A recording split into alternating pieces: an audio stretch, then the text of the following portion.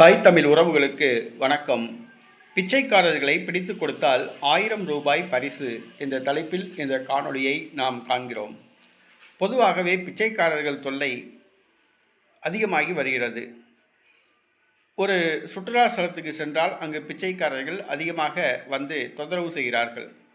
ஆன்மீக ஸ்தலத்துக்கு சென்றால் சாமியார் என்ற போர்வையில் காவி உடை அணித்து வந்து இந்த பிச்சைக்காரர்கள் தொல்லை அதிகமாக உள்ளது. மத்திய பிரதேசத்தில் இந்தூர் நகரம்.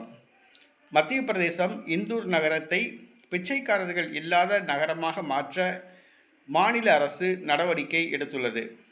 ஆனால் அங்கு பிச்சைக்காரர்கள் அதிகம் உள்ளார்கள். ஆகவே பிச்சைக்காரர்களை பிடித்து கொடுத்தால் ரூபாய் 1000 ரூபாய் பரிசு என்று அரசாங்கம் அறிவித்துள்ளது.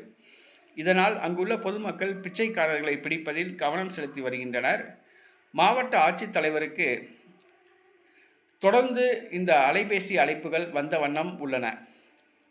ஆகவே இந்தூர் நகரில் பிச்சைக்காரர்கள் ஓடி ஒளிந்து கொண்டிருக்கிறார்கள்.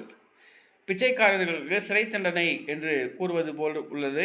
அல்லது அனாதை இல்லங்கள், முதியோர் இல்லங்களில் அடைக்கப்படுகிறார்களா என்பது தெரியவில்லை.